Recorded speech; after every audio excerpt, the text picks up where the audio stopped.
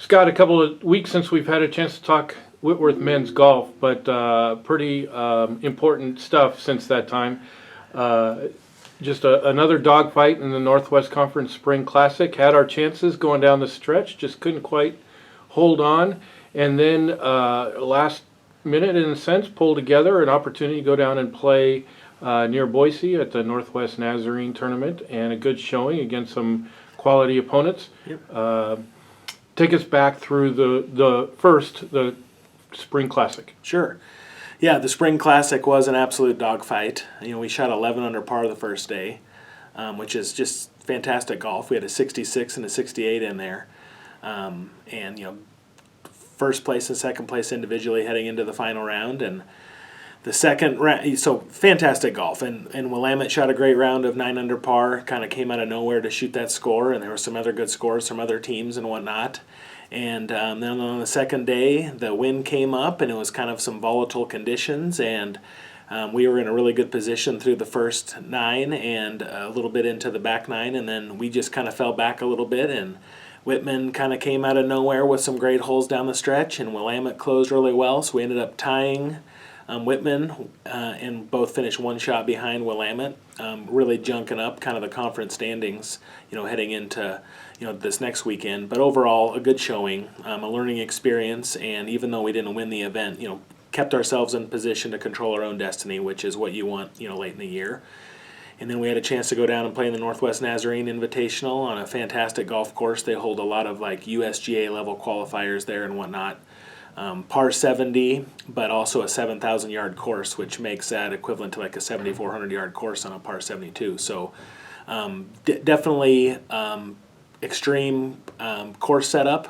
The groundskeeper chose to put the pin placements both days where they would for USGA qualifier events, so it was a really good test. So the scores were a little bit higher due to some wind and the tough course conditions, but a different type of course setup than we're used to. So it was good for us and to adapt.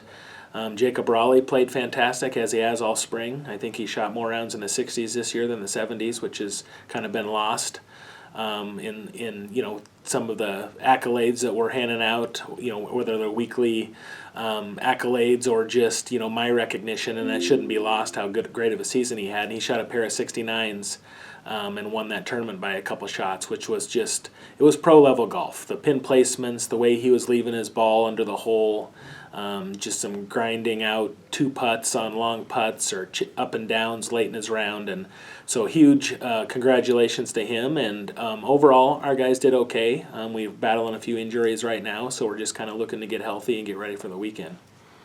So, as we look ahead to this weekend, let's talk about 2 things. Let's talk about this. You're still figuring out who your 5 are, Yep. and how that's going to shake out.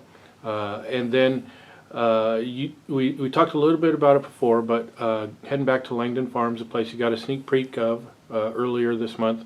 How is that going to play to our game? Is it a good course for us? Is it a challenging course for us? Sure. And we are shaking out. We have our top 3 set based off of kind of the spring-long season performances and tournaments. So Jacob Raleigh, Sam Pauly, and Gabe Cash will be the 1, 2, 3.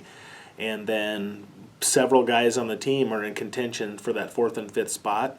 There's 3 guys out there that have all won college golf tournaments before by shooting multiple rounds under par and deep under par a few times. So we're excited that whoever shakes out in the final 18 holes of qualifying here on Tuesday afternoon will be a great representation of kind of who's playing the best heading into this weekend. So there's still a lot of fight left, and one of the reasons why we went to the tournament in Boise and played in that Northwest Nazarene event is, one, to just stay sharp in competition, and then the other is to see who could qualify and play well in a tournament setting rather than just local golf here. So in the course, Langdon Farms, it is scoreable, and the weather's predicted to be in the 60s and 70s, so there shouldn't be too adverse conditions, maybe a little bit of wind. It's a shorter course.